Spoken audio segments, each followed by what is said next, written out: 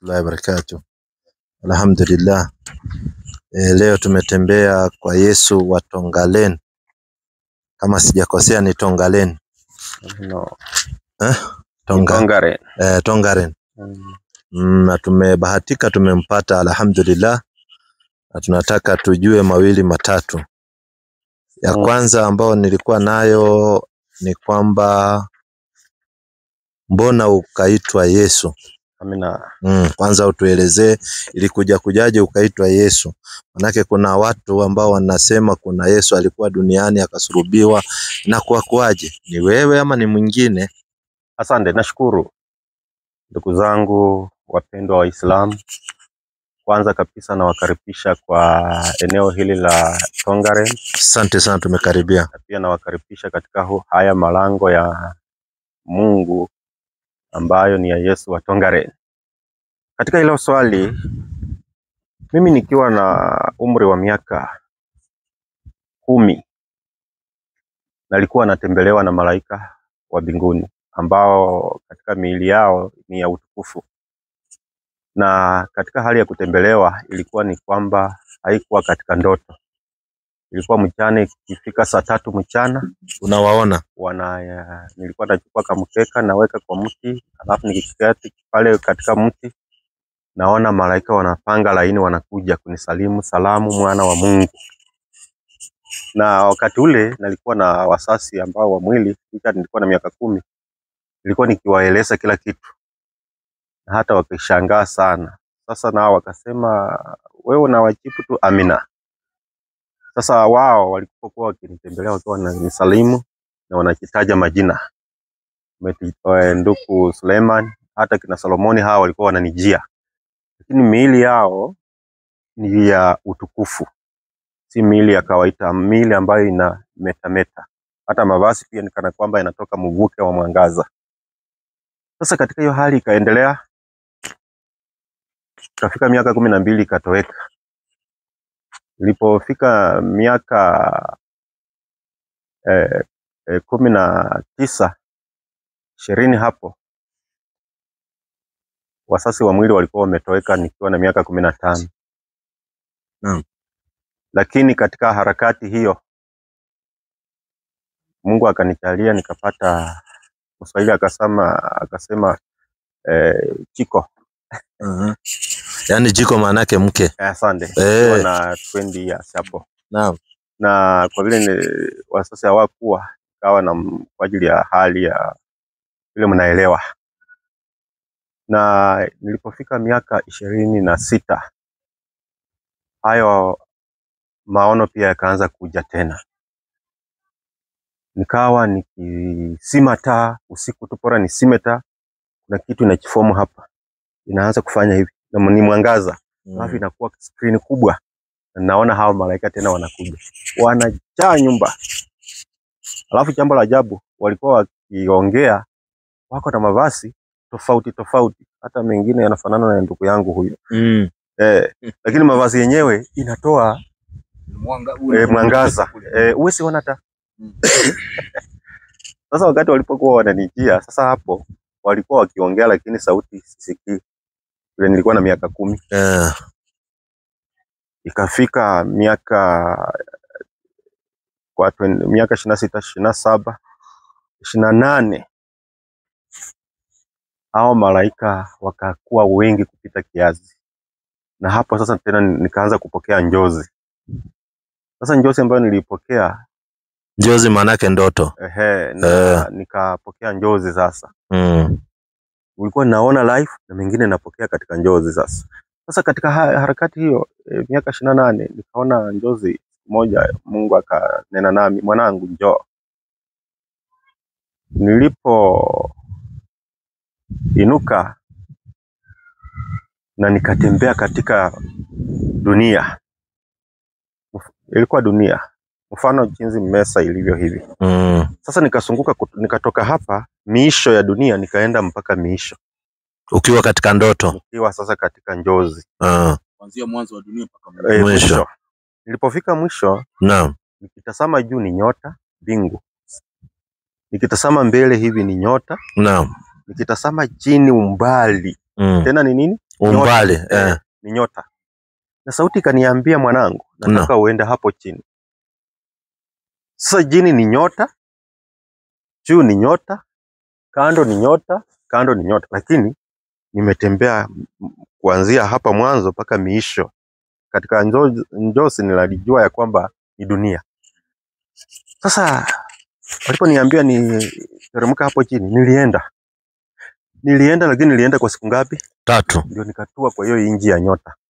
Nilipoitua kwa hiyo inji ya nyota, nikajikuta niko na kanzu nyeupe mrefu na fimbo ya pakora mrefu. Sasa nikawa nalea hizo nyota kwa miguu, na hiyo njozi ikaisha. Na nikasema hii ni kawaida kweli? Ni maajabu. Mbona nimeona njozi kama hii? Na mbona nimesimuliwa mpaka nilee nyota? Si kuona miti, si kuona nyumba, ila tu ni nyota nilikuwa nalea. Sasa katika hiyo harakati, sikuwa na wao wafuasi, sikuwa na wageni wananitembelea. Unanipata? Nakupata vizuri sana. Sasa muda kidogo, wakati niliona hivyo, na nikawa nayaweka, nikasema haya hayatanitoka. Kwa muda mfupi tu tena njozi kanijia. Iliponichia, na wakaniambia hivi, mzee, mwanangu, tazama. Nilipotazama nikaona bingu, nyota tu.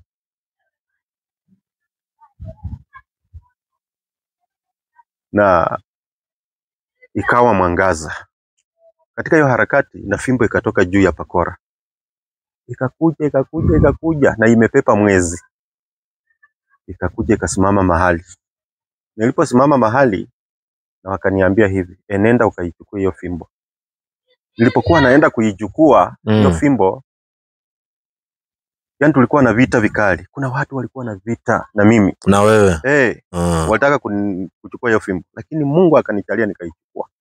Nilipoichukua hiyo fimbo ya pakora, juu ni mwezi, lakini yenyewe kukuja mpaka chini ni nyota rangi zote.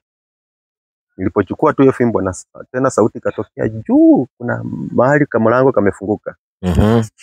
Nikasema, mwanangu, Yesu utukuzwe duniani kwa miaka 77. 77 years utukuzwe duniani. Sasa nilipokuwa na kuja na hiyo fimbo sasa katika huu mji, kuna kikundi kikawa na vita na mimi, kikawa kinapika nduru. Tazama huyo mtu ni mwizi, anaenda kutairi watoto ng'ambo ya Kimilili. Hatutaki atairi watu. Na wewe ulikuwa unafanya kazi ya kutairi watu? Ilikuwa sasa pato. Sasa kumbe kutairi kwenye walisema, si ni kutairi mioyo. Zitohara ya kukata ngozi ya mbele. Kukata ngozi, hapana, si hiyo. Kumbe, so unajua lugha ya bingu huwa inatumika kama mafumbo. Sasa jambo la ajabu, nilipoanza kazi, watu wenye walikuwa wananikimbiza katika njozi, siku moja wakanifungulia mashtaka. Yani nikashangaa sana. Baada ya miaka mingapi? 2. Sasa kazi ikaanza. Na kazi wakati ilianza, kuna jambo ambalo nitanena, maana wenda pia ni ushuhuda. Sasa kazi ikawa inaanza kuonekana. Kuna jambo ambalo lilitokea. Na hili jambo lilikuwa la ajabu sana, ambalo kwa macho ya wanadamu haswa wengi wanafikiria ni tofauti, lakini ni shahidi, natoa ushahidi.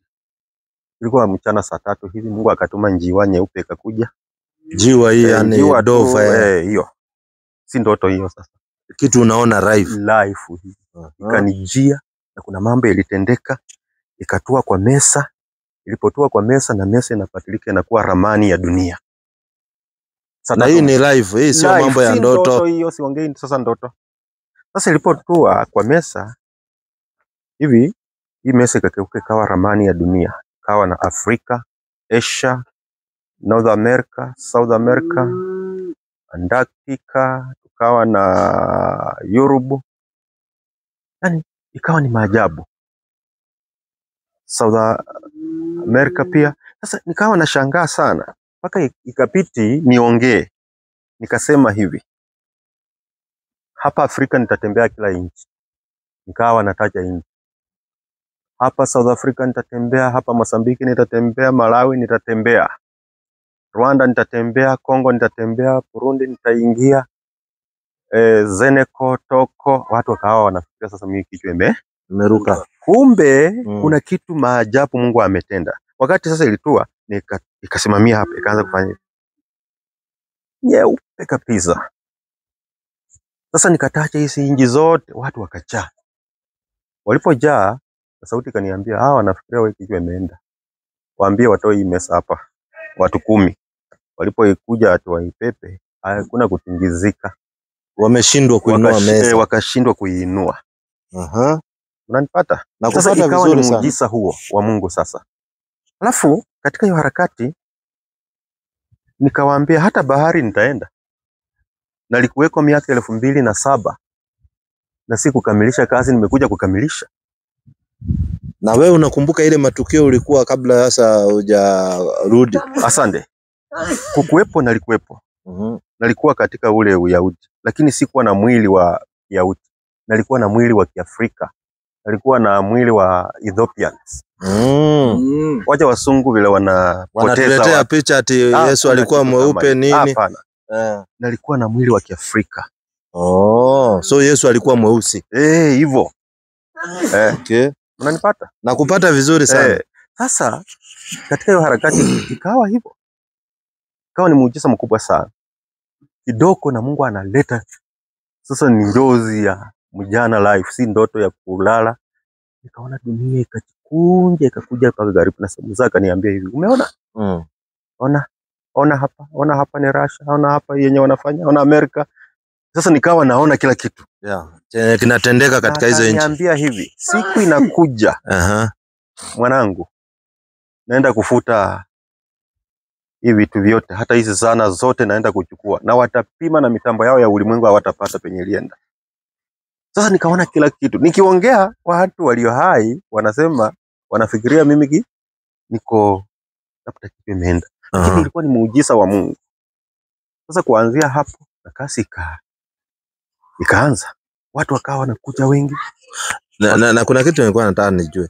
Kabla hii mambo yote haijatokea ulikuwa maybe unashiriki kanisa nyingine kabla sasa hujaweka hii kanisa ama ilikuwa namna gani? Sasa swali mzuri sana. Mimi nalilelewa katika dhehebu la Katoliki. Lakini wakati haya mambo yalianza, Wakatoliki walinifukuza. Maana uliwaelezea? Nilienda hapo ndani. Unajua wanaenda mapema. Katikista alikuwa anahubiri. Na alipokuwa akihubiri, kuna wasichana waliingia kwa hekalu 32. Na hao wasichana wanaongea Kiswahili cha Mombasa. Sasa kama wewe unakuwa katika sunagogi, si utajua tu hawa huwa tunakuwa nao na hawa ni Wakeni. Sasa mimi niliona hawa wasichana ni Wakeni. Na wakati waliingia waliongea hivi, utatoka hapa, hawa wote ni wetu. Nikashangaa sana. Utatoka. Sasa mimi nikawa na mchungaji alikuwa anahubiri. Wanaenda paka mbele kwa madhabahu wanaongea hiyo lugha. Mimi nikastahajabu sana. Sasa nikawasa hivi.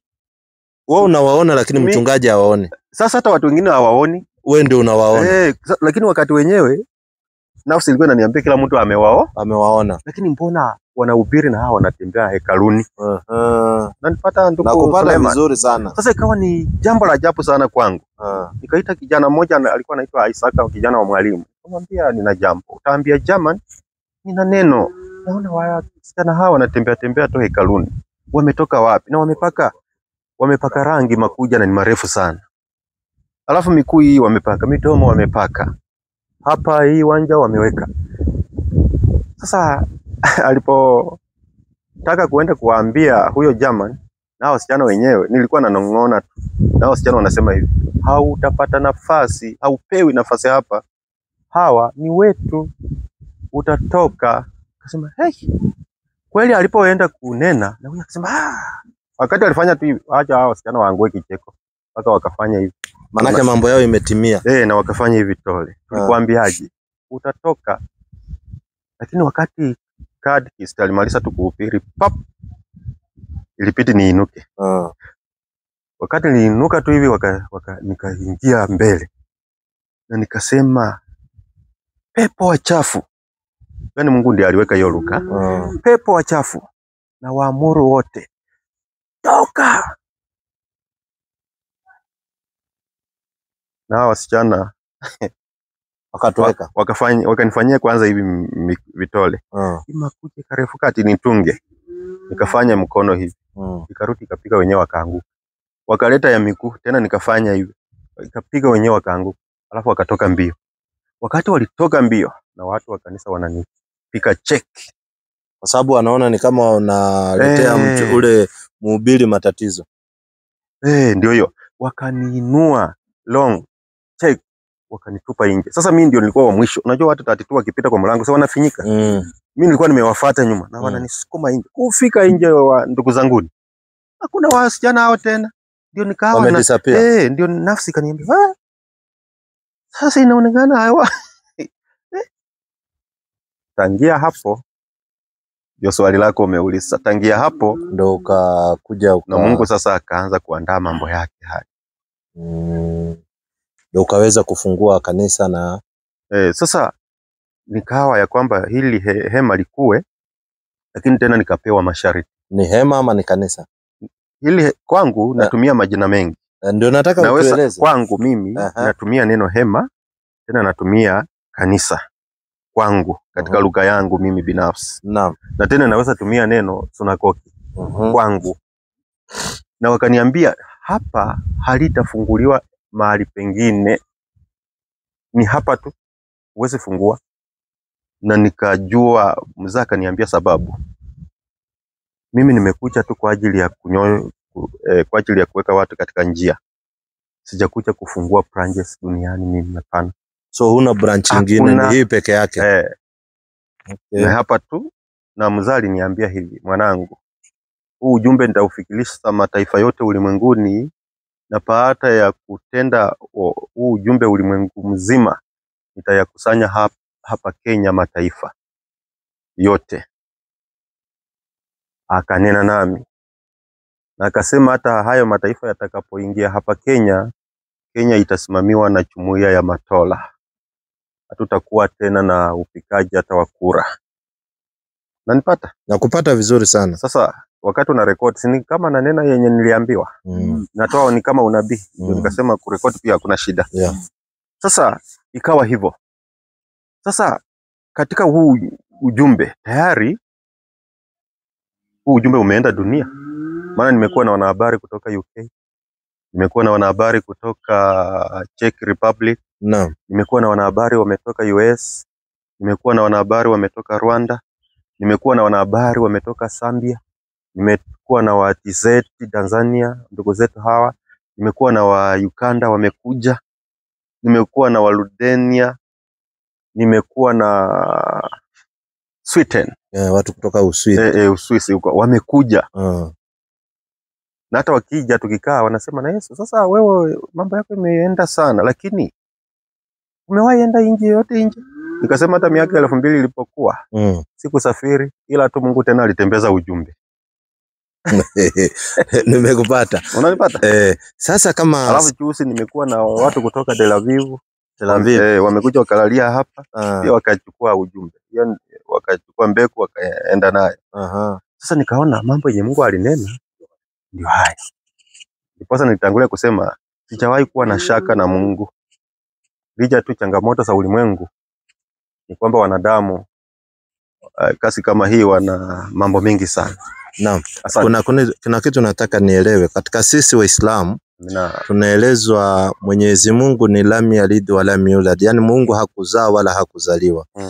Na unaposema wewe Yesu ni mwana wa Mungu, unamaanisha ni Mungu amekuzaa ama ni mwana wa Mungu namna gani? Kwa sababu sisi tunajua Mungu hakuzaa kulingana na imani yetu ya Uislamu, ambao tunataka hata wewe uwe Muislamu. Hapa badala ya kuita sinagogi tuite msikiti. Sasa umenena jambo mzuri. Naamini ya kwamba hata nyie huyu Mungu mnamuita baba. Tunamuita muumba sisi. Muumba? Asante. Lakini baba ni muumba, ni Mungu. Nami baba akanifanya kuwa mwana. So mwana ni wa kufanywa, sio wa kuzaliwa. Mwana ni wa kusaliwa na si katika mwili, ni katika roho, sawa na maandiko katika kitabu cha Yohana 1. Nalifanya kwa mapenzi ya roho, si mwili. Hapo natumai umenipata. Na kupata vizuri. Maana ingelikuwa mwili katika mapenzi ya roho, sio mwili. Sasa ingelikuwa mwili, sidhani kama mngelikuwa hapa. Maana ingelipaki tu katika mwili. Okay. Lakini kwa vile kwa ajili ya mapenzi ya roho, Baba akanifanya katika roho na nikawa mwana katika hali ya neno kusaa. Hata nyie vya wakati mmekuja hapa hivi, mnapohubiri neno hili la Mungu ama mnapokuwa katika msikitini, naam, mkisalisha neno, naam, kumbuka neno kusalisha tayari mnasaa.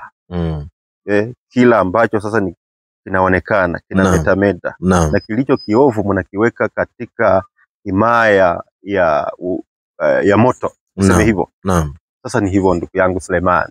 Asante sana. Amina. Na una habari ya kuhusu Bwana Mtume Muhammad sallallahu alaihi wasallam? Namjua Muhammad sallallahu alaihi wasallam? Asante. Umemsikia? Umeuliza swali mzuri sana. Muhammad ambaye unamtaja katika njozi, katika hali, hao wote walitokea hapa Afrika. Hata si kule sio Maka. Sio Maka. Waja ni nene hili jambo. Hao wote ni watu ambao walitokea sama sakale, walikuwa katika hii nchi ya Puti ambayo ilikuwa Libya. Unanipata? Hao walikuwa pia ni wajumbe. Manake wajumbe manake mitume wa Mungu.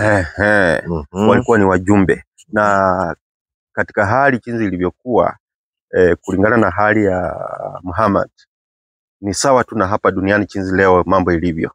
Tuko na wale ambao wanasema ni Wakristo, tuko na Waputa. Sasa Muhammad namfahamu. Na kumfahamu kwangu, namfahamu pia alikuwa mjumbe. Unanipata? Vizuri sana, nimekupata. Unamjua ni mtume wa Mungu. Na swali nauliza, wewe usaifikiria kama unaweza kuwa Muislamu, yani katika dini ya Uislamu unaweza kuwa Muislamu kama unaenda pia msikitini? Mimi sasa unajua kama Yesu wewe. Asante. Mimi binafsi kulingana na njozi na ujumbe jinsi ulivyo, siwezi kuwa Muislamu ama siwezi kuwa Mkristo. Mimi nitapaki tu Yesu kwa ajili ya kuleta watu katika himaya ya Baba ambaye ni muumba, Baba Mungu. So wewe sio Mkristo wala Muislamu. Nimesema hivi, unabaki katika, mimi nimepaki tu mwana wa Baba Yesu, na naleta hawa watu wote katika nuru ya Baba ama katika himaya ya Mungu muumba.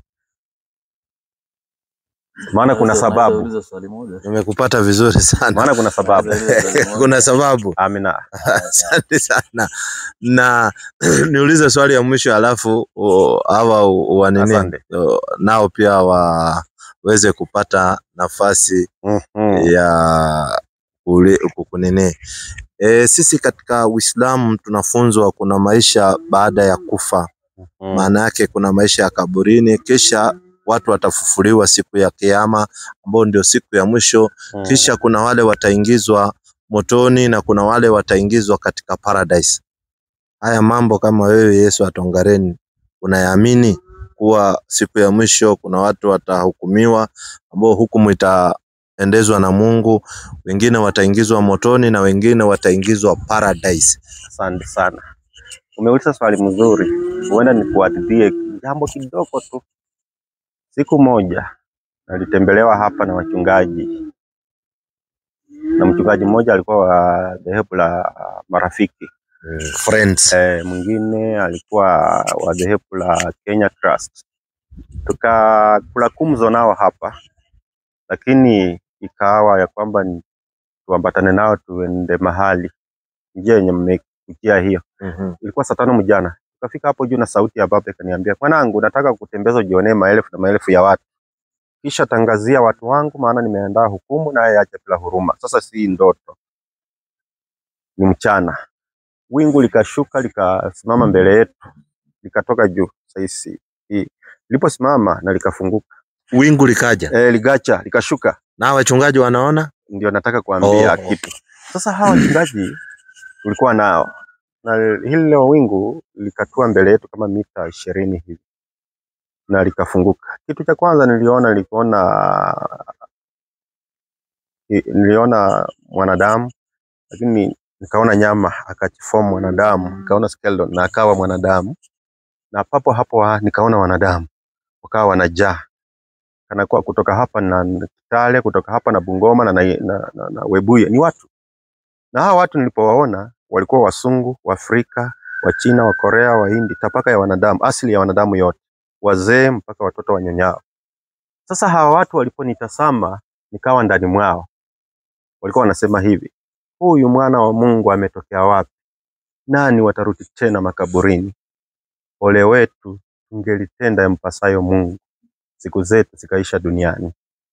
Nanipata? Nakupata vizuri sana. Sasa walipofanya hivyo, mimi nikawa nasunguka hapo ndani. Wana wasiwasi na mimi na wanatetemeka. Na ni wengi, maelfu na maelfu. Sasa jambo lenye walikuwa wanaongea, walikuwa wanasema hivi, nani watarudi tena makaburini? Maana umekusia jambo. Mnaamini ya kwamba baada ya haya maisha kuna maisha mengine. Hapo sasa. Sasa mimi walipokuwa wakinena hivyo, kuna mambo ambayo nilikuwa naona ndani. Jambo la kwanza, ndugu zangu ambao tumekutana nanyi, nikaona wanawake wenye kusuka nywele ama kusonga nywele huko wamejaa. Nikaona watoto wetu Mungu anabariki wanadamu na kisasi, watoto wasichana wenye wamewekewa pits, mnasikia? Wamejaa huko. Nikaona hiki kipete chenye wanadamu wanafunganisha nacho kimewafunga huko.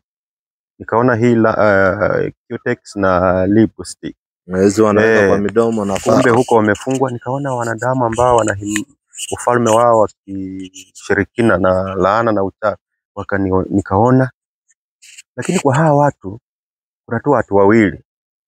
Nilipoenda penye hawa watu wawili walikuwa, niliwaambia kwamba salamu za Mwenyezi Mungu ama salamu za Yesu. Hawa watu hawakuitika, na umati tena ikasema hivi, anataka kutunyang'anya watu wetu. Nani watarudi tena makaburini? Sasa hawa watoto walipokuwa wakikusa hizo beats hivi, kuna ishara walikuwa wananifanyia na vitu vinawatoka kama mishale ili nitunge. Naam. Lakini haikuwezekana. Nilipokuwa nafanya tu mkono hivi, kuna kitu kilikuwa inatoka na wapiga, unazuia wanaanguka.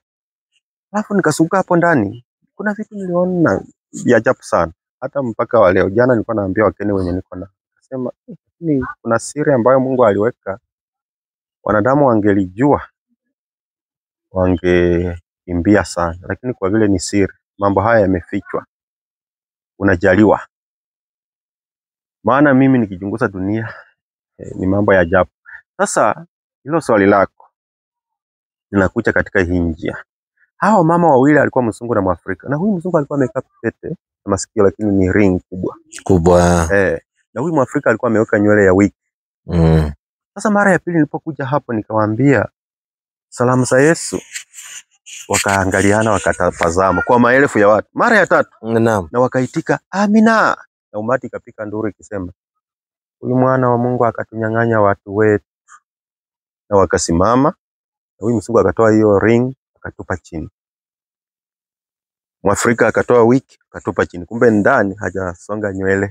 Na wakapepa mikono juu wakisema amen. Kidogo nikaona wakipaa. Walipokuwa wakipaa, nakumbuka ya kwamba kuna kitu nimesahau kidogo. Hawa wachungaji pia niliwaona ndani mwa hawa watu.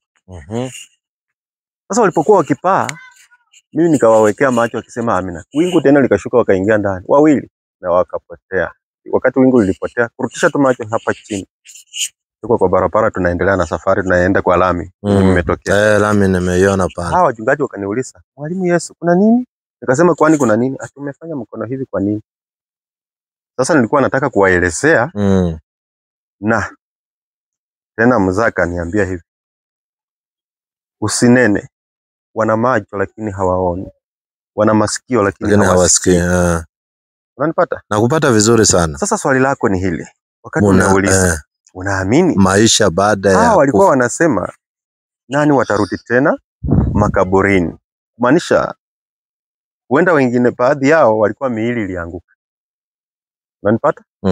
Ama kuna wengine hapa duniani wanaishi lakini spirit ama nafsi hai siko kuzimu.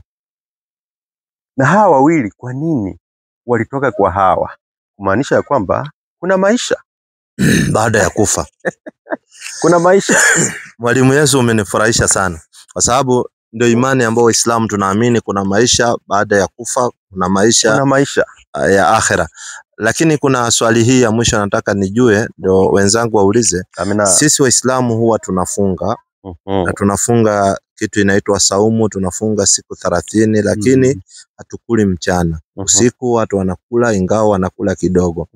Hatufungi kama mambo yalitokea huku Shakahola, watu wanafunga wanakufa. Na wewe nadhani huku huwezi kosa Waislamu marafiki wako, unajua wanafunga na hujaipata incidence ya watu wamefunga wamekufa.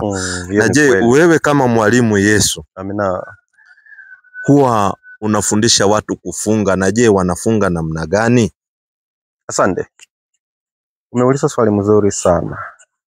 Ukiangalia kitabu cha maandiko katika vitabu vya kale, kuna kitabu cha Nehemia 9. Huko naweza nisomea hapo kidogo? 9. Hakunako shida. Msomee Nehemia 9. Angalia Nehemia tuone iko wapi hapo mbele. Nehemia, angalia. Tuone swali la ndugu yangu Suleiman. Salim. Salim. Huyo ndio Suleiman. Nehemia 9. Nehemia 9. Soma penyewe tu tuone nasema. 9:1. Nisikia penyewe ni 9:1. Hata Waamuzi 20:23. 9:1. Inasema siku 24 ya mwezi wa 7 watu wa Israeli walikusanyika wakifunga na kuvaa mavazi ya magunia na kujipaka udongo kichwani kuonesha majuto yao. Wakati huo walikuwa wamejitenga mbali na watu wa mataifa mengine, wakasimama na kuungama dhambi zao na maovu ya babu zao kwa muda wa kama masaa 3. Walisimama huku sheria ya Mwenyezi Mungu wao inasomwa, na kwa masaa 3 waliofuata walikuwa wakitubu wakamwabudu Mwenyezi Mungu wao. Asante. Sasa imetaja kufunga. Kufunga, mwalimu Yesu ana mipangilio ya mfungo pia. Naam.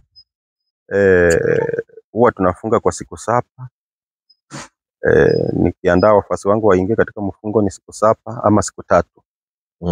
Na katika hali ya huo mfungo pia, kama ni siku 7, huwa wanatumia tu kitu kidogo, glasi moja ya strong tea. Kila siku. Naam. Jioni. Na kachiko. Vijiko 3 kama mchele. Ili ndio hiyo hali. Unanipata? Nimekupata vizuri. Kama ni siku 7. Naam. Nikiwa ni siku 3, naam, hawali chochote. Wanatimiza hawatumii kitu chochote. Na pia nasi pia si kwamba wafunge ili wawe katika hali ya maumivu. Ila katika mfungo huwa wana masaa ya kumshukuru Mungu katika nyimbo. Naam. Na pia wana masaa ya kutubu, na pia kuna masaa ya sheria kusomwa. Alafu pia wakati nakaa nao nina kipindi cha njozi. Nini imetendeka? Wameona nini? Alafu nawapa tafsiri ya huo ujumbe. Huwa hivyo. Asante sana. Mimi nimekufahamu katika hilo. Lakini katika ibada sijaiona namna mnavyoabudu. Sisi tunaabudu tukipeleka paji hili la uso linaguza chini. Nadhani usaiona Waislamu wakiabudu. Sasa sijui kama pia wewe katika sinagogi lako huwa mnaabudu mkipeleka uso chini, na pia sisi hatuchangamani wanawake na wanaume katika ibada. Wanawake wanakuwa nyuma, wanaume wanakuwa mbele. Asante sana. Sijui kama hizi ndo mpangilio au namna gani? Hapo nimekupata ndugu yangu.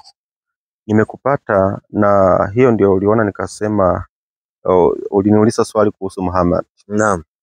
Unajua Muhammad alikuja na itikadi tofauti na itikadi yangu mimi Yesu. Unanipata? Nakupata sasa. Ni kama ulikuwa na huyu mwanzilishi wa Buddhism. Pia alikuwa na itikadi tofauti sana na yangu. Na kuna sababu. Sasa nyie huwa naona jinsi mnavyo abudu. Na hata na mwalimu Yesu pia na hali jinsi huwa inavyokuwa. Watu huwa wanapika makoti. Lakini nyinyi mnapika makoti alafu tunapeleka uso chini. Sasa kuna utofauti. Na wanawake pia, alafu swala la wanawake hapo ndipo huenda nikanena jambo pia. Mimi hapa wanawake wanao, na pia nyinyi wanawake hawahubiri kabisa, hawahubiri. Lakini hapa kwangu wana sehemu wanahubiri, na katika hali ya mahubiri yao kuna wakiwa katika siku za hedhi hawaruhusiwi hata kukalia kiti. Sasa hayo maongozi sichaenda chuo cha elimu cha wanadamu, inatokana na sichaenda theolojia ya wanadamu. Sasa haya mimi mwenyewe ninaenenda jinsi Papa anavyonielekeza. Na katika maelekezi ya Baba wakati ananielekeza kuna jambo ambalo huwa linatukia. Mwanamke akiwa katika siku zake za hedhi tena hawezi kuvaa vazi ambalo alipewa utakaso nalo. Unanipata? Nakupata vizuri sana.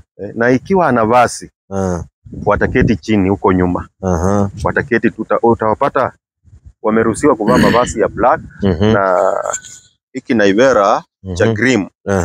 Ukipata hiyo vazi huyu hawezi ni salimu. Atatulia tu, haongei. Lakini kama ako safi ataruhusiwa kuhubiri. Asante, nimekupata. Na je, katika mavazi ya wanawake sisi Waislamu unaona mwanamke anavaa kuanzia kichwa anajifunika vizuri mpaka miguuni. Lakini Wakristo wengine naona wanavaa trouser, mtu anavaa miniskirt nini. Je, pia hapa kwako ndo wanafundishwa wanawake upande ya mavazi na kuachi? Hapo nimekupata. Kulingana na njozi ambayo niliona mchana, si ndoto ya mapumziko. Ukitembea. Huko wenye walisema nani watarudi tena makaburini. Nilipata wanawake wamevaa longi. Nilipata wanaume wamenyoa hii style, wanakata hapa hivi kama ndugu yangu Asisi amenyoa hivi. Nilipata wanawake ambao wamevaa tumbo cut. Wanaacha tumbo siku hizi hapa katikati. Wamevaa miniskirt. Mapaja yote inaonekana. Sasa hilo jambo likawa ni la jinai mbele ya Mungu. Maana ukiangalia katika vitabu vitakatifu utaona ya kwamba hata kitabu cha Deuteronomy katika Torati 22:5 inasema mwanamke azivae mavazi ya mpasayo mwanaume, kwa sababu ni chukizo kwa Bwana Mungu. Ndio hivyo. Ukiangalia kitabu cha Mwanzo 35 pia Mungu akimuita na huyu nyinyi mnaita Yakobo. Tunamuita nabii Yakobo. Mungu akimwambia atoke mahali pala aingie kule Betheli amchengee Mungu madhabahu. Yakobo hakusita, ila aliambia watu wa nyumbani mwake, haya mapambo toeni yote ili twende tumchengee Mungu nini? Madhabahu. Sasa wakatoa vipuli, wakatoa hiyo nguo zenye wanasema hasiruhusiwe. Sasa hiyo ndio injili ya mwalimu Yesu. Ukiangalia katika Isaia 3:16 hadi 24, haya mapambo yameharamishwa katika himaya ya Mungu. Ukiangalia 1 Timothy chapter 2 verse 8, maandiko yanasema ya kwamba pasi nataka wanaume na wasalishe kila mahali, huku wakiinua mikono iliyotakata, pasipo hasira wala majadiliano. Wanawake nao wajipambe kwa mavazi ya kujistiri. Wajipambe kwa mavazi ya kujistiri, sio kwa kushuka nywele, si kwa kusuka nywele. Wala kwa dhahabu na lulu, bali wawe na matendo mema kama inavyowapaza wanawake wanaokiri uchaji wa Mungu. Sasa elimu yangu naweka watu katika msingi ili waweze kuurithi huu ufalme. Maana upo na huu ufalme unahitaji wenye nguvu. Wadhaifu hawezi ingia. Na nilikusia jambo macho yangu hii. Nilikuwa nimesema hivi. Ili hema Musa alisema utapaki tu jinsi ulivyo. Huenda watu nje wanasema kanisa la Yesu lina roho wa Mungu. Roho yumo ndani mwangu. Kazi ya Mungu inatendeka. Si ni kweli? Kazi ya Mungu inatendeka. Lakini watu wengi ukiingia katika hema ama mahekalu utapata hii mambo yetu umeuliza. Hao ndio wanahubiri. Mwanamke amevaa longi kabisa. Mwanamke yako katika siku zake za hedhi lakini hajajitenga. Utaona mwanamke ameweka wiki kwa kichwa, amepaka ama ameweka makucha siku hizi makeup. Inaongeza na rangi kwa midomo inawekwa Haya, ukisoma kitabu kama Yeremia 4:30 inasema na wewe utakapotekwa utafanyaje? Uchapojivika mavazi mekundu utafanyaje? Uchapo paka wanja machoni utafanyaje? Maana wapenzi wako wamekudharau. Kile wanachotafuta ni roho yako. Yaani kila kitu ambacho mwanadamu anatenda hapa duniani, ndugu zangu, kimo katika sheria ya Mungu ama katika kitabu cha Agano. Hata kule kuzimu niliposunguka huko. Umeenda kuzimu? Wacha nikwambie. Yule mshtaki wa wanadamu anatumia Biblia hii. Kila ambacho mwanadamu maandiko yalikataza na yeye anakifanya ni wake huko. Anaingia kuzimu. Yumo duniani lakini nafsi tayari iko kuzimu. Unaona? Lakini hawajui, hawana habari. Lazima waelezwe. Unaona? Lakini ni wakumu sana wanadamu. Ni wakumu sana. Maswali niko na mingi lakini wenzangu nao wapate tusikuchose tena sana. Lakini nimefurahi sana kwa sababu nimeona yani percentage kubwa huko ni kama Uislamu. Yani wewe imebaki tu ukipiga shahada ndio hivyo, kwa sababu percentage kubwa mimi naona ni Uislamu. Ni shahada tu bado tunamaliza.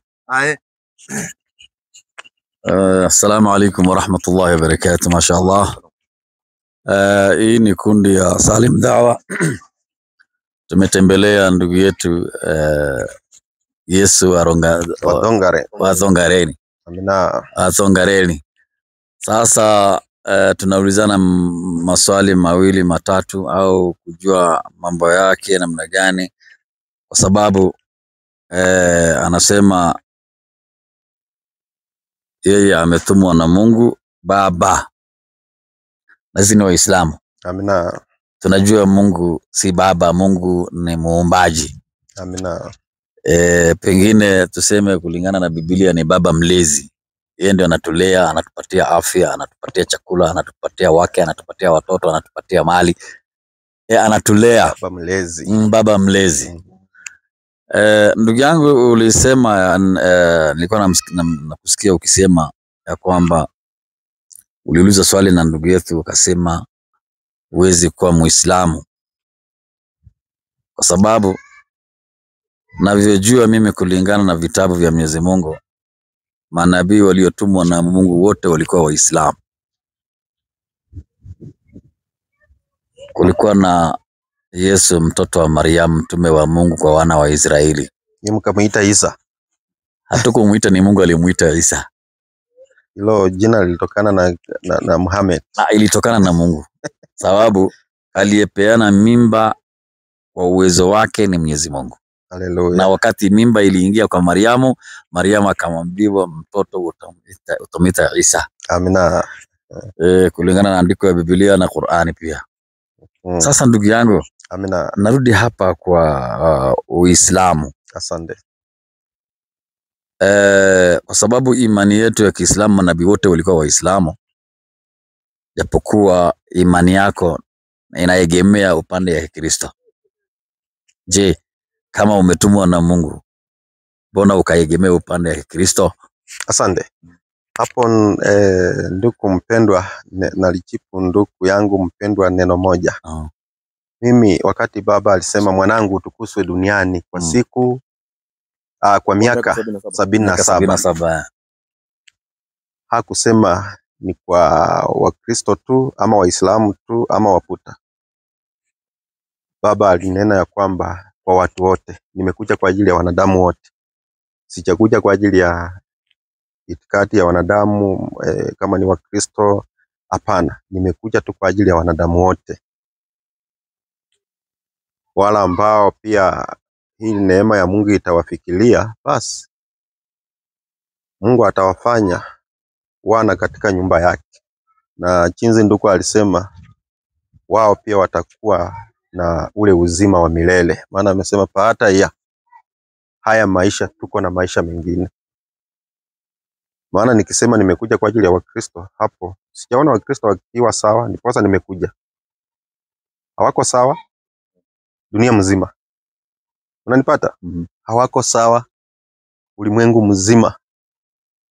Na nashukuru nyie ambao mmeingia hapa, maana huu ujumbe utafikiria watu wengi sana katika ulimwengu. Licha umekusia tena neno Papa Mlesi, nalikuwa katika mfumo wa sayari nyingine, nikapata huko pia wanaita muumba wa hiyo sayari Papa Mlesi. Apart from hii dunia, sayari hii wao pia wanaita Papa Mlesi. Na tena nikayawa katika sayari nyingine nao pia wanaita tofauti, lakini pia huko kulikuwa kimeumana. Kimeumana. Sasa ndugu mpendwa, swali ambalo umeuliza, mimi sijakuja kwa ajili ya Wakristo tu, nimekuja tu kwa ajili ya wale wanaotii sauti ya Mungu, wale wafanyao yale ambayo yanampendeza Mwenyezi Mungu. Nimekuja kwa ajili ya hao. Nikisema tu nimekuja kwa ajili ya Wakristo, itakuwa hapo sijaenenda jinsi hali ilivyo katika mawingu ama katika utukufu wa Mungu. Wale wafanyao jinsi Papa atakavyo, nimekuja kwa ajili yao. Na wale walio tayari kupokea mafundisho ya Yesu wako, Mungu yu tayari kuwapokea. Asante. Swali la pili, Mwenyezi Mungu aliteremsha vitabu akawapatia manabii. Tukisoma kitabu cha Qur'ani tunaambiwa Musa alipewa Taurati, Daudi akapewa Zaburi, Yesu akapewa Injili, Muhammad akapewa Qur'ani. Yesu wa Tongareni, Mungu alipatia Sawa. Yesu wa Tongareni, Amina. Mungu alimpatia kitabu gani? Kulingana na hilo swali, ndugu umesema Suleiman Ali. Ama ndugu mpendo, uko na simu, unasa nisomea kwa simu yako kama kuna Biblia. Swali ambalo ameuliza, nisomee Luka 24:44 inasemaje? 24:44. Luka. Angalia Biblia hiyo tuone inasemaje. Ilikuwa na Ramadhani 24:44. Inasema, Kisha akawaambia, hayo ndio maneno yangu niliyowaambia nilipokuwa nikali pamoja nanyi, ya kwamba ni lazima yatimizwe yote niliyoandikiwa katika Taurati ya Musa na katika manabii na Zaburi. Niendelee? Endelea kidogo tu. Ndipo akawafunulia akili zao wapate kuelewa na maandiko. Akawaambia, ndivyo ilivyoandikwa kwamba Kristo atateswa na kufufuka siku ya tatu. Asante. Sasa neno Torati. Alafu tuko na Zaburi. Na tuko pia na Injili umekusia. Hawa manabii wote walinishuhudia. Kabla ya Isaac, Yakobo, Abraham, Tera, na Methusela, kina Noah, mimi nalikuwepo. Ndugu mpendwa, walishuhudia. Wote walishuhudia. Nashukuru sana ndugu yangu. Amina. Umesema hao manabii wote wamekushuhudia. wote kulingana na andiko na ile andiko. uliotoa. Nabii huwa anatabiriwa kulingana na ishara ama sehemu anavyotoka. Amina. Lakini hii aya haijasema ya kwamba Yesu ya Tongareli manabii wameshuhudia. Ni mfano tu iliyoko kwa Biblia. Nabii hutajwa kwa jina ama kwa sehemu yake.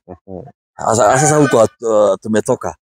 Lakini kulingana na andiko ni maelezo tu ilivyoandikwa, lakini haijataja Yesu ya Tongareli ameshuhudiwa na manabii waliopita. Jambo la tatu, amina, tulizungumzia kuhusu wanawake. Unawapatia nafasi wahubiri kanisani. Amina.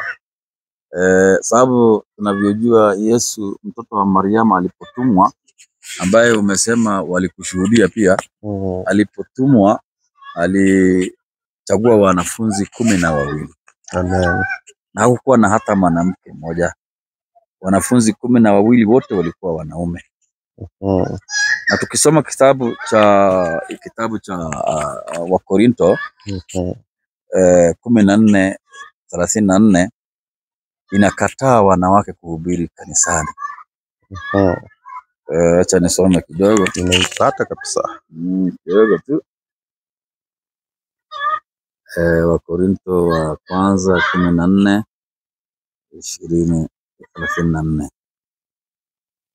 14:34. Ndio hiyo tutasoma tu. Hapa. Natoa 20:34. Inasema wanawake na wanyamaze katika kanisa. Tunaambiwa wanawake wanyamaze katika. Nimeona hilo jambo. Maana hawana ruhusa ya kunena, bali watii kama vile inenavyo Torati nayo. Nao wakitaka kujifunza neno lolote, na waulize waume zao wenyewe nyumbani mwao. Maana ni aibu wanawake kunena katika kanisa. Asante. Nimekupata. Sasa hii aya haijasema mwanamke mwenye hedhi au asiyekuwa na hedhi. Aya imesema mwanamke hana ruhusa kunena mbele ya kanisa.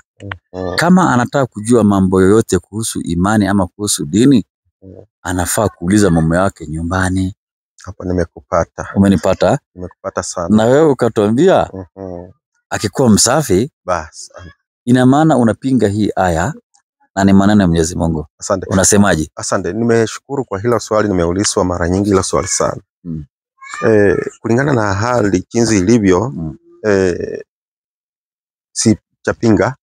Katika maandiko, mfano kitabu cha Nabii Nehemia, utaona ya kwamba kuna wale waliooa wanawake wa kikeni na hawakuruhusiwa wakiwa na wale wanawake kuhutumu katika nyumba ya Mungu. Sasa nami neno hili limeandikwa kwa njia ya roho na pia linahitaji roho. Mimi nikisikia hapo naelewa ya kwamba katika kuelewa kwangu, wale ambao hawajaenenda sawa na sheria, huenda huyu mwanamke ni malaya ama mwasharati, huenda anasuka nywele. Sasa ndani mwake ndio mtakuwa mmepepa ule wanawake ile ambalo umesoma sasa. Lakini katika vitabu vya Torati utaona ya kwamba kuna mahali imeandikwa ya kwamba yani waliooa wanawake wa kikeni hawakuruhusiwa na Mungu katika nyumba ya Mungu kutenda kazi. Ilipiti warejeshe hawa wanawake wa kikeni ndiposa wakupaliwe. Sasa mimi huwa naelewa ya kwamba kulingana na maongozi ule Mungu amenipa, ufuate lile ambalo Papa ananena na mimi, na ili nikaweze kuenenda sawa. Sasa mwanamke akiwa katika hedhi tayari yule haruhusiwi, maana hapo itakuwa kinyume na sheria. Lakini akiwa msafi, ukiwa na jambo, anaruhusiwa kunena, hata kushauri ama kutoa njozi. Huwa tunafanya hivyo. Yani sasa ndiposa nikasema nyie Waislamu kuna vile mnaenenda, na pia kuna Wakristo jinsi wanavyoenenda, na vile Yesu amekuja vile mimi nafanya lile ambalo Papa anafanya. Nimempata ndugu mpendwa. Sasa utofauti tu ni huo. Haina shida. Nimekuelewa. Lakini mwanamke kuhubiri kanisani ni marufuku. kulingana Lakini na andiko na kulingana na imani ambaye iko kwa Biblia. Sababu sio aya moja, tuna aya nyingi nimekupata sana. inakataza wanawake kuhubiri ndani ya kanisa. Hapo nimekupata. Kama anataka kujifunza neno lolote, aulize mume wake, aulize mume wake. Mume wake. Unajua neno mume, neno tohara, kuna wale walio na tohara na wasio na tohara. Sasa kwangu hilo somo ukisoma na linamaanisha kwamba wale wasio na tohara kweli hawaruhusiwi. Hao ni wanawake. Anaweza kuwa ni mwanamume lakini ndani mwake ni mwanamke, maana hana tohara ya Mungu. Mimi huwa naelewa hivyo. Unaelewa hivyo. Katika njozi ya roho na katika tamthilia ya nasaha kuipanua. Sasa ndugu yangu, amina. Sijamaliza swali yangu. Asante. Sisi Waislamu tunapenda sana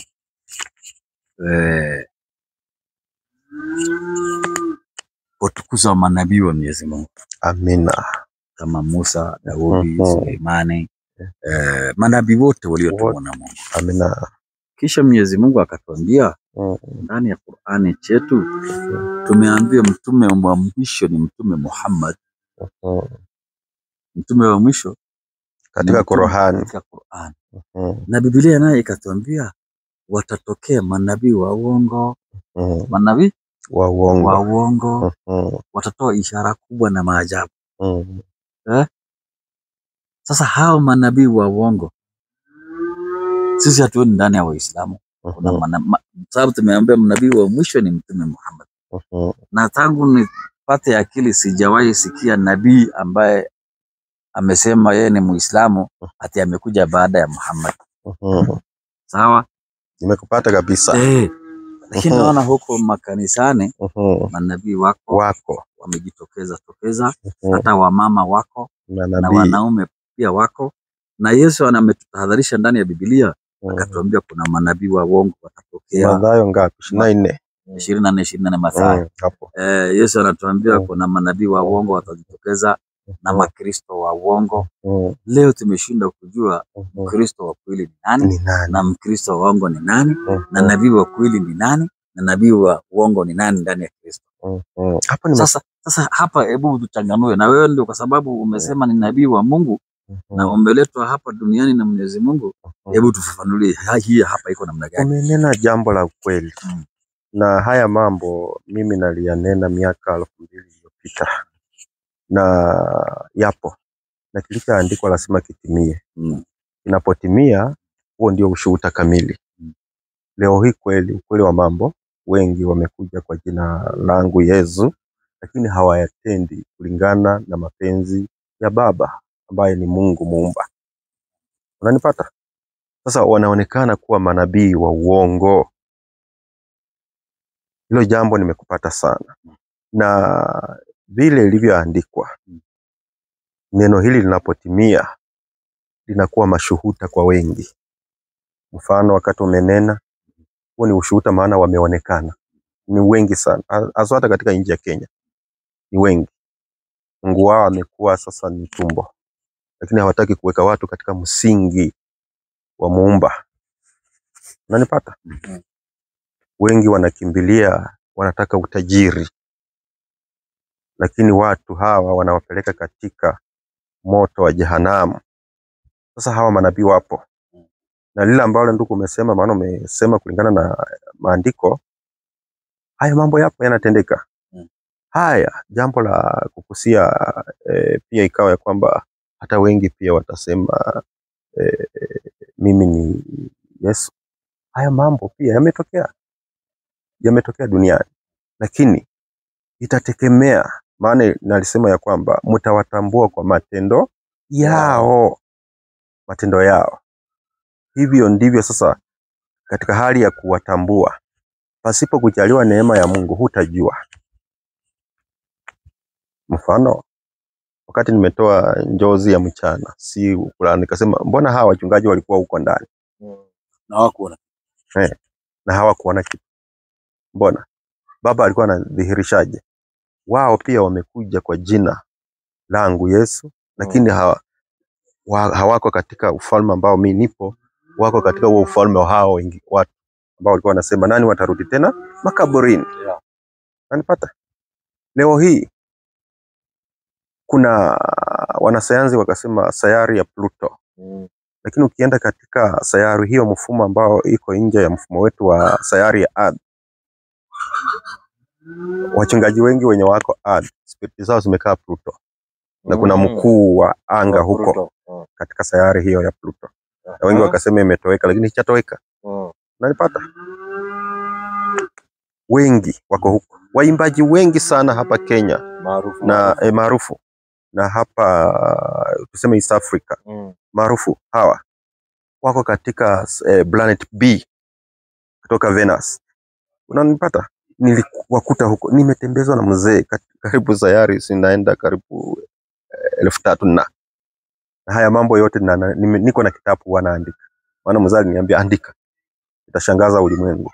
Nimekutana nao nikiwauliza, nyie mwaimba nyimbo za kumsifu Baba, lakini kumbe si kumsifu tu, kasi yao ni kufunja andazi mkononi. Yani wanahitaji hela, si kwa ajili ya kuelekeza watu katika maadili ya Mungu, ila tu ni tumbo. Sasa ndugu yangu mpendwa, hilo swali nimelipata na ninakubaliana na wewe. Haya mambo yanaendelea duniani, yapo na lazima yatokee, ndiposa mwisho wa kila jambo uonekane. Na yasipotokea utajuaje yalinenwa? Lazima yatokee, na leo hii yametokea. Yapo. Sasa amina. Kwa sababu sote ni wanadamu. Amina. Na hawa wanapotezwa pia ni wanadamu wenzetu. Hawa wanaopoteza na hawa wanaopotezwa wote tunasema ni ummatu Muhammad na ni viumbe wa Mwenyezi Mungu. Je, ungewasihi namna gani waache hiyo upotovu? Kulingana nami, na kitu kwanza nilikuwa sijakujibu. Ni kama ulikusia kuhusu wa mitume 12. Hiyo miaka 2000 nilipokuwepo ndio ninaja kujibu hilo. Ili nisipoteze hiyo pointi pia. Hiyo miaka 2000 nilipokuwepo nilikuwa na hao 12. Na pia nalikuwa na kina Susan, nalikuwa na kina Martha, nalikuwa na kina Magdalene. Nalikuwa nao. Wote tulikuwa nao. Na kazi ilikuwa inatendeka. Lakini katika ujio wa sasa wakati nimerejea, maana hiyo wakati pia nalikuwa tu katika maumbile ya Kiafrika. Sikuwa katika maumbile ya kizungu. Hao wanatudanganya tu. Hao wanatudanganya wanadamu. Na mzee wakati amenituma, kuna unabii natoa, utawala wa wasungu umeisha. Utawala sasa unarudi Afrika. Hiyo ndio Baba Muumba Mwenyezi Mungu amenena nitangazie dunia. Utawala unarudi Afrika. Hao waliipa tu kinu cha Waafrika. Lakini sasa unarudi Afrika. Sasa ujio wangu sasa pia niko nao 12. Lakini si vile walivyokuwa hapo. Hawa 12 ni wasaa wa Yakobo. Nyinyi mwaita Yakubu. Nikiwa na Ruben. Unanipata? Nikiwa na Simeon. Nikiwa na Lawi. Nikiwa na Yuda. Nikiwa na Dan. Nikiwa na Naftali.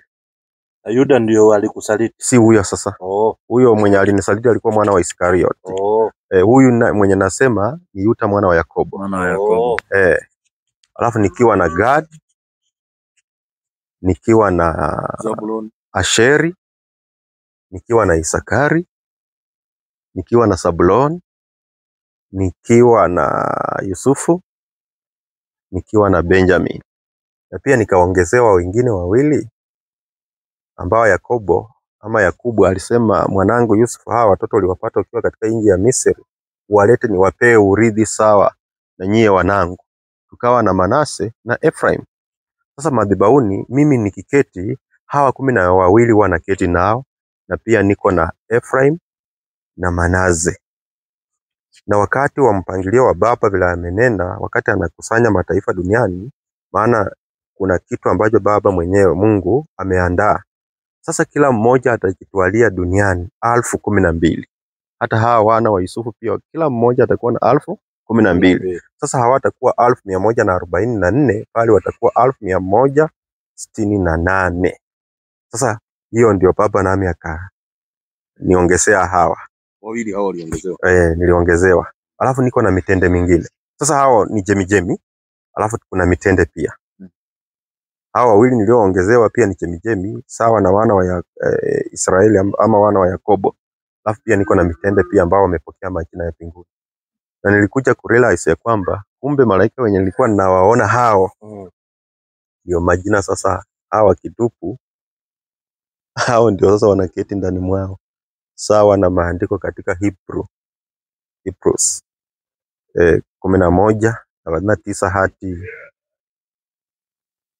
41. Somako ndugu woni. Sasa umenipata ndugu? Niko na hao 12 madhabahu nakaa nao. Lakini si vile. Na mpango wote unatokana tu na Mungu mwenyewe.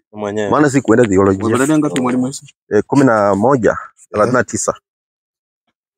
11:39. Amina. 11:39 Waebrania inasema watu hao wote walionekana kuwa mashujaa kwa sababu imani yao. Hao manabii wote. Hata hivyo hawakupokea yale ambayo Mungu aliwaahidi.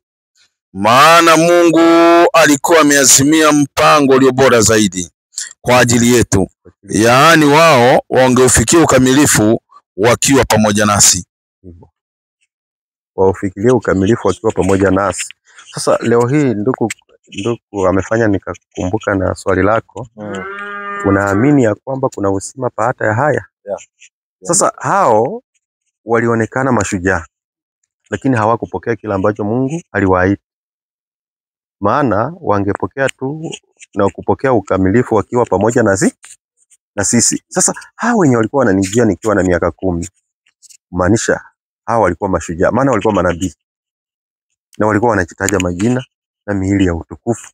Na leo hii hapa, iwapo kuna mtu amefuata mafundisho ya Yesu na pia aanze kutokesewa ziri, kama hajawahi kuwaona manabii hawa, watamjia katika njozi ama katika ndoto ili awaone wanene.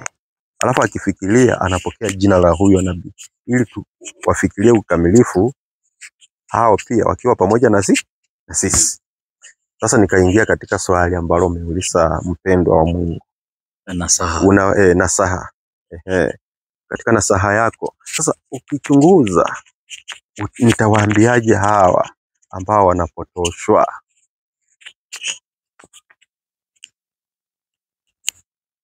Najua Mungu Pamoja na wanaopotosha. na pamoja na wanaowapotosha. Mungu si mchengo. Mungu ni agano. Na agano hili ni sheria. Heri mwanadamu wale wanaowapotosha waache kuwapotosha watu wa Mungu, na wale wanaopotoshwa pia waache kupotoshwa ili wafate agano la Mungu. Mtu akifuata neno, maana neno ni uzima, ataokolewa kuliko kufata mjengo. Na wengi wamejificha tu kwa michengo kwa ajili ya kufaitisha ama kwa ajili ya kutafuta udajiri kuliko kuelekeza wana wa Mungu katika njia sahihi. Hivyo ndivyo mimi ushauri wangu katika ulimwengu. Nafurahi sana. Mwalimu Yesu wa Tongareli. Amina. Tumefurahi sana. Pia mimi nimeshukuru. Na tumekutembelea, tumekuletea Uislamu. Uislamu ndio dini yako. Muhammad ndio mtume wako. Allah ndio Mungu wako. Kitabu cha Qur'ani ndio kitabu chako. Kwa hivyo karibu sana katika Uislamu na ukatafakari sana. Ukisilimu Muhammad ananiokopa. Kwa nini? Ukisilimu tunajenga msikiti kubwa hapa. Utakuwa kiongozi hiyo msikiti. Tunafungua madrasa hapa. Watu watasoma dini ya Mwenyezi Mungu. Kwa hivyo karibu sana katika Uislamu. Yesu hawezi kukairipia kwa Uislamu, maana Yesu ni njia, kweli na uzima. Asante sana Yesu. Sijui kakaangu pia Suleimani anaweza kuwa na swali mbili na itakuwa mzuri. Pia mwalimu Yesu atujibu hiyo. Lakini mimi karibia hapo mwalimu wetu pia Suleiman. Mwalimu Yesu. Amina. Wewe ndio ule Yesu aliye Wakristo wengi wanasema alipigiliwa msumari, aliteswa huko, alikuwa anatembea kwa maji. Yaani kwa nafsi yako wewe unasema wewe ndio huyo haswa. Nimekwambia ni mimi ndiye na nilikuwepo, lakini sikuwa kwa maumbile ya wasungu. Sikuwa kwa maumbile ya wale wenye nchi za magharibi. Nilikuwa kwa maumbile ya Kiafrika. Ni wewe haswa. Mimi. Na unaonaje wakati hawa ulimwengu utajua ya kwamba ni mimi? Alafu unaonaje ya kwamba ulimwengu ukijua ya kwamba sikuwa katika maumbile ya wazungu venye wanatupatia. Vile wa Kristo wanapenda kuoji movies hawa. Wanaoji movie ya Robert Powell, wanaoji movie ya Brian Dingo, wanasema ati ndio Yesu ule. Ndio Yesu. Unaonaje? Hao kwanza wameanza kujisalimu. Mbele nyinyi mnaita kujisalimu, yani kusilimu, yani kujisalimisha. Ukubali zile sheria za Mungu.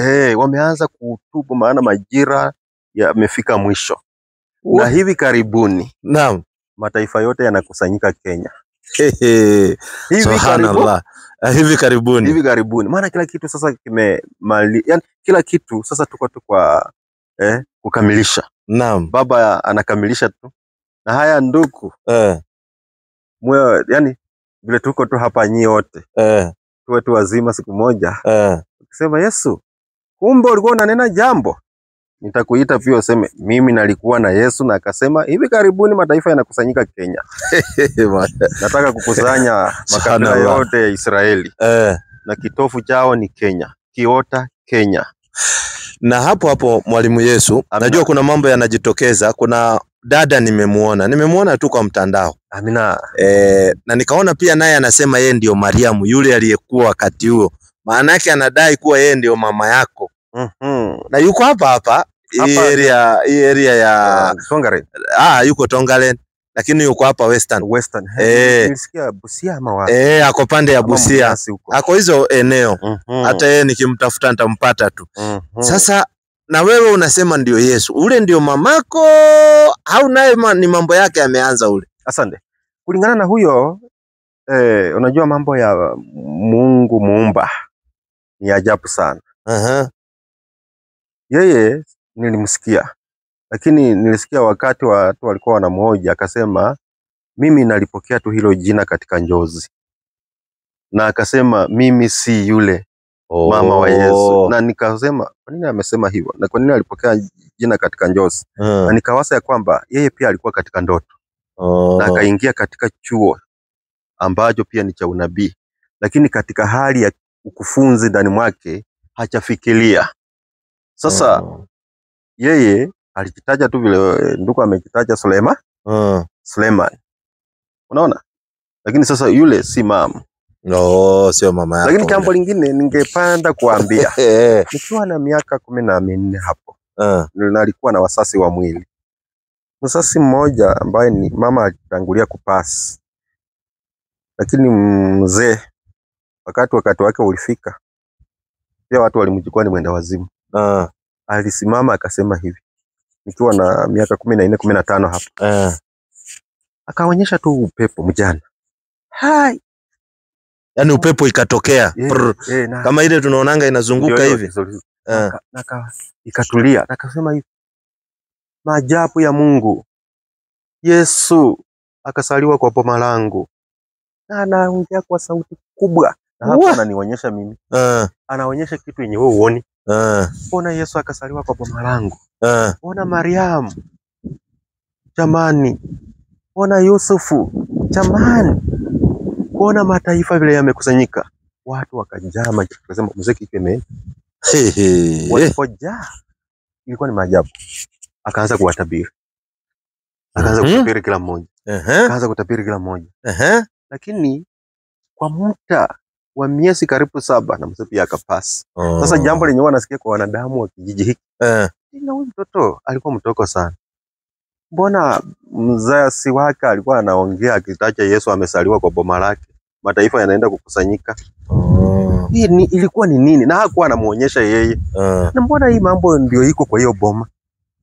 Hiyo ndio watu wanaambiana hiki kijiji. Nimekupata. Unanipata?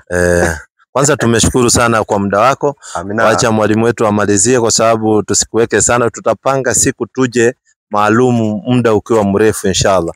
Aya Suleiman utamalizia. Licha ulikuwa na swali kidogo, Suleiman ndio aongee. Uliuliza nyinyi mnavaa mavazi ya wanawake wanaume mavazi. Ndio hiyo. Hata hapa ni hivyo. Ni hivyo. Katika maandiko kitabu cha Kutoka 28 tumefuata wanafaa mavazi marefu. Na tena wanafunuliwa ndio ashoni. Lakini nyinyi huwa mfunuliwi, si mnashona tu? Sisi tunashona. Na sisi tunafunuliwa. Okay. Sisi tunafunuliwa, wanafunuliwa, idhibitishwa na watu wangapi? 3. Ndio ashone. After huo tu ndio tofauti. Asante, karibu. A'udhu billahi minash shaitani rajim. Bismillahir rahmanir rahim. Alhamdulillahi rabbil alamin wassalatu wassalamu ala ashrafil anbiya'i wal mursalin. Habibina Mustafa Abdul Qasim Muhammad. Allahumma salli ala Muhammad wa ali Muhammad. Naam, mimi nina maswali mengi isipokuwa sababu muda lao ndio hivyo haututoshi. Hata ukiuliza kwa dakika 20 hakuna mwalimu. Mimi ningeuliza mpaka masaa mawili. Mimi maswali ambayo ninayo kwako ni mengi sana. Lakini kama hivyo mwalimu amesema ya kwamba itabidi tena tutafute tena siku nyingine tuweze tena kukutembelea. Amina. Katika Biblia inasema ya kwamba katika 24 inasema wakati utakaporudi wewe Yesu, amina, utarudi kama vile umeme. Kama vile umeme unavyoonekana mashariki na magharibi, hivi ndivyo itakavyokuwa kurudi kwake mwana wa Adam. Amina. Na katika Luka kila mtu ndio hiyo atamuona Yesu. Sasa ninashangaa au tunashangaa sisi, kwa nini hawa Wakristo bado miaka 2000 bado wanaendelea kumsubiri Yesu, na Yesu ndio huyu tuko naye hapa amekuja? Ina maana hawajui ya kwamba Yesu tayari ameshakuja, au ni yale mambo tu ya kunyamazia jambo? Asante sana, nimeshukuru kwa hilo swali. Hawajajaliwa neema, kwa jambo la kwanza. Na jambo la pili, Mungu anatengeza kitu kinaitwa nasaha ama shuhuda. Maana na miaka 2000 niliyokuwa, sasa hii imepita 2000 na miaka 26 hapo nilipokuwepo, hawakujua. Wengi walisema amesaliwa tu hapa, tukiona anatuambia nini. Lakini baada ya Mungu kukamilisha shuhuda zake, ndio wakaanza kukundua alikuwa mwana wa Mungu. Alafu jambo la kunilaki hewani, hilo umenena tayari, huu ujumbe umeenda duniani. Walio na neema na ule upako wa Mungu na utukufu tayari wamenilaki, na wala ambao pato pia ni mpango wa Mungu. Lakini tayari tarumbeta imelia tangia 2009, na hii tarumbeta imelia na kazi inaendelea. Hata kule penye nalikuwa Middle East, maana ilikuwa part of Africa, wamekuwa na mikakati ya kujenga hekalu, lakini haitawezekana. Hekalu hili la 3. Naam. Ile hekalu linajengwa hapa Kenya, Afrika, kitovu cha Mungu. Ndege wote katika kiota, ndege wote duniani wanaingia kiotani kwa ajili ya kupokea chakula cha kiroho na kinywaji cha kiroho. Kenya haitakuwa huko Middle East tena. Aha. Sasa hewani nalikuwa na maofisa fulani walikuwa wamekongamana katika Tongareni, wamekutana maafisa wa polisi hawa wakiwa na makruseti, wakikuja hapo wakasema sisi tunataka kuona Yesu mawinguni. Nikauliza mawingu gani? Wakanionyesha hii mawingu ya mvua, nikacheka sana. Nikasema hii yenye napita. Nikasema wakati tunajaliwa neema ya kujua mimi ni Yesu, tayari umeniona mawinguni. Mawingu ambayo yametajwa ni utukufu. Wakati wanataka umeme ambao wakaonyesha hii mawingu yenye napita, nikacheka. Nikasema si hivyo. Wakati wewe unajaliwa hii siri, ujue ya kwamba mimi ni Yesu, hakika wewe umenilaki mawinguni. Lakini usipojaliwa, pato unaandaliwa. Sawa kabisa. Amina. Tukisoma maandiko tunakuta kwamba ulikuwa na wanafunzi 12 kama vile unavyosema. Amen. Na ukasema kwamba wale wanafunzi waliokuwepo kwa sasa hivi, waliokuwepo wakati ule na kina Yuda msaliti na wengineo, huku nao sasa hivi una wengine ambao ni wale watoto wakuu wawili 12. Asante. Na wale wanafunzi wako hakuwa wanakaa mbali na wewe. Sasa mbona leo hatuwaoni katika mazingira haya? Asante. Asante. Nimeshukuru kwa hilo swali sana. Nilikuwa hata nikiwaacha nikienda Farakani hawa wanafunzi miaka 2000 iliyopita. Na leo hii pia hawa wanafunzi ambao niko nao pia wako na miji sawa na ile miaka. Wengi watu walikuwa wananiuliza, sasa tunakufuata mwana wa Mungu, familia zetu zitafanyaje? Unaona? Sasa kuna mahitaji ya kila siku pia huwa wapo nayo. Kuna wale ambao tumekuwa nao jana, kuna wale ambao wanaingia hapa kitu saa 8 kamili pia tukuwe na mafunzo nao, na kuna wale ambao tunakutana nao siku ya Jumamosi na Jumapili ambao wanakutana nao. Sasa huwa na hivyo. Na hao wakale pia nipo nao hapa katika roho na wana vyombo vyao hapa. Kina Petro, niko na kina Tomazi, niko na hawa kina Matayo, niko nao wote hapa hemani. Lakini niko na mitume zaidi ya 100 na ambao sasa wamejitwalia, ambao ni mitende na chemichemi ambao ni wasawa Yakobo, niko nao pia. Shukrani sana. Amina. Sasa kuna hili jambo la ulikuwa umegusia kidogo kuhusu malaika. Asante. Malaika. Na kabla ya kufika kwa malaika ulisema kwamba kuna kitabu ambacho unaandika. Sasa hichi kitabu mwandishi ni wewe au labda uko na mwandishi wako wewe mwenyewe? Na hichi kitabu je, ni Biblia au si Biblia? Na je, labda tunaweza tukakiona au labda haiwezekani kwa sasa hivi kuonekana? Hicho kitabu kipo na kina wakati. Kama mnataka kukiona, lazima muandae siku. Maana ni kitabu cha ajabu sana, maana kimeorodhesha sayari nyingine ambazo hasiko katika mfumo, nje ya mfumo wa sayari yetu. Na viumbe na mito. Nimesikia ukisema kuna sayari inaitwa B2. Kuna sayari ambayo ni ya sayari ambayo inaitwa sayari B. Tuko na planet B, planet O, planet S, planet X. Sina viumbe. Na niko na viumbe. Ama unataka nikusome, nichukue hiyo kitabu nikuonyeshe? Inabidi kwanza kabisa kuwe na muda mahsusi mchana. Mambo ya Yesu ni ajabu sana. Hizo sayari ni za ajabu. Kuna sayari inaitwa Podlu planet. Nayo yani yenyewe inakaa mfano wa chupa, lakini kando kando imezungukwa na bahari.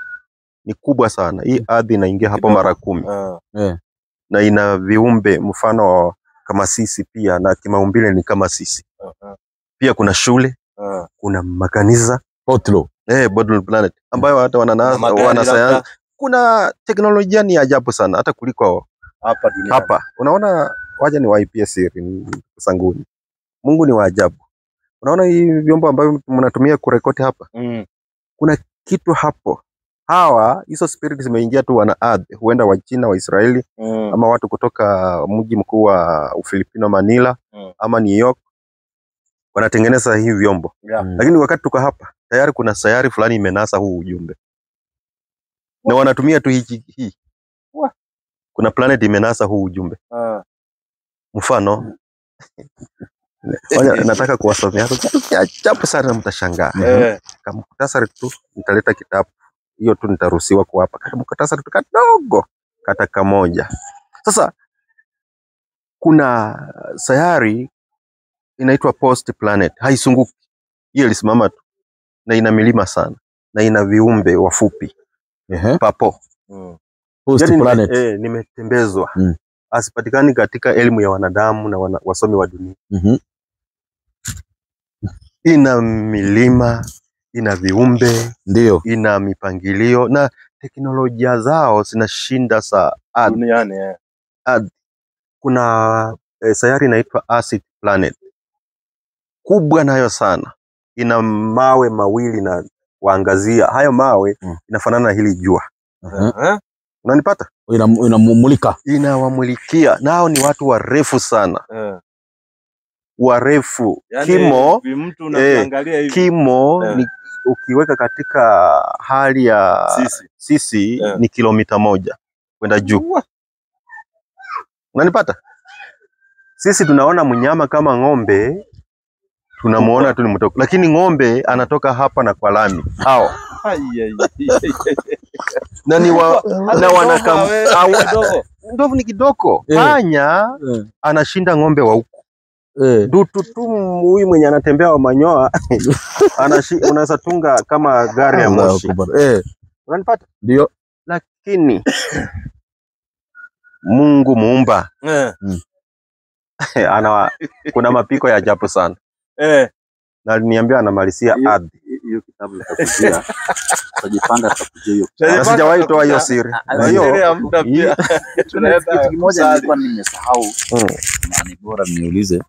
Tukimalizia pia. Amina. Yesu wa Nazareti, mtoto wa Mariamu. Amina. Wakati wake kulikuwa na Yohana Mbatizaji. Amen. Na katika hii mji pia nasikia kuna Yohana Mbatizaji. Yohana Mbatizaji na Yesu walikuwa na uhusiano wa kijamii. Yaani walikuwa familia moja. Asante. Je, Yesu wa Tongareni na Yohana Mbatizaji ambaye yuko hapa Bungoma, mna uhusiano wa kijamii? Kwanza huyo Yohana wa Bungoma ambaye pia mmemtaja, maana tuko tu Bungoma. Hatuna uhusiano wa kijamii. Na hatujawahi kukutana vile tumekutana na wewe ndugu. Hatujawahi, hata huenda kama siku moja mtamtembelea. Tamtembelea. Hatujawahi kukutana na yeye. Na nikasikia kwamba ni Yohana ambaye pia ako na wanawake wengi sana. Si ndivyo? Sasa inategemea. Kuna wengine waliponiuliza nilisema si yeye aliyenibatisa. Na hata nikaona kwa mtandao pia yeye akasema si huyu nilibatiza. Sasa mimi nikashukuru. Maana mimi yule aliyenibatisa tulikuwa na uhusiano. Unaona wa kijamii vile umenena. Jambo la pili, pia yeye alikuwa anatembea katika wilderness. Na alikuwa katika alifanywa kwa mapenzi ya Roho. Unanipata? Na hata yeye siku moja akatuma mmoja wa wanafunzi wake, nenda mkamuulize ni yeye ama tungoje mwingine. Unaona?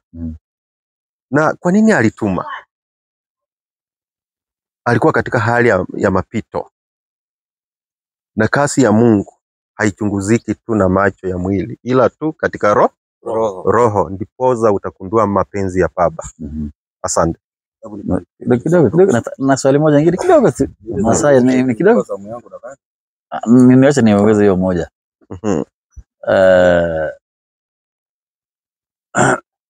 Yohana Mbatizaji alipofika duniani alikuwa anabatiza watu kwa maji mengi kwa ondoleo la dhambi. Je, wewe Yesu unabatiza watu kwa njia gani? Asante. Ubatizo wangu ni wa moto. Si wa maji. Ni wa moto. Moto. Amina. Na watu wanawachomea, unawashia moto, wanapita ndani ya moto. Hapa. Yaani katika roho kuna kitu ambacho huwa kinatendeka. Wakati mtaruti niandae wafuasi wangu, watakuambia moto inamaanisha nini? Asante. Utakundua siri kubwa sana. Asante. Haya. Naona mpaka walimu wenzangu hapa yani wana maswali ambayo yanaweza kaisha. Sasa Amina. Kuna hili swali ulikuwa umegusia la malaika na kwamba kuna malaika. Hao malaika ni wanaume au ndio wanawake? Na je, labda wako karibu na wewe hapa tulipo, labda au labda tunaweza tukawaona hata kama hawako wote, labda hata kama ni wawili au watatu? Jambo la kwanza, naam, hao malaika wapo. Naam. Katika roho na katika mwili. Maana wamepata vyombo duniani. Sasa wakati umeingia ungeniarifu, ningewaambia alafu kila mmoja maana kuna siku mnaipanga. Ndio. Hiyo siku inapopangwa na itimie. Ndio sasa hata pia ninataka muwaulize maswali. Huwa napenda sana. Maana tunapokaa hivi, maandiko husema wawili ama watatu wakutanapo kwa ajili tu ya muumba Mungu ni nguvu. Ndio. Tutakuwa yani sasa tunaleta ule utukufu wa Baba Mwenyezi Mungu. inakuwa sawa sana. Kwa hivyo ndugu. Ni kweli. Na sasa kwa sababu naona pia muda umekimbia sana, tulikuwa pia tuna ombi moja kwako. Asante, karibu. Kama labda tunaweza pia tukapata labda mawasiliano yako, labda ili wakati mwingine tukihitaji labda tunakuandaa mapema katika jambo hili. Mawasiliano yapo. Ndio, tutachukua mawasiliano yako. Kwanza tumeshukuru kwa muda wako na kwa sababu tunakimbia kwenda kusali, na tumefurahi kwanza siku ya kwanza tumekuja na umekubali mwito wetu na umetukaribisha. Hiyo ni nini sana, lazima tumekushukuru kwa hilo. So tutapanga tuje wakati na ndio tuwaone mpaka hao malaika, tuone mpaka hao wanafunzi inshallah biidhnillah, na hayo yote tutaona kila kitu inshallah, na hiyo kitabu pia tutatuonyesha venye iko na namna gani, na hizo sayari utatuelezea. So tunamalizia kwa leo inshallah, tutapanga naye tutakuja siku nyingine inshallah biidhnillah. Tunamalizia kwa leo tukisema hadha, assalamu alaikum wa rahmatullahi wa barakatuh.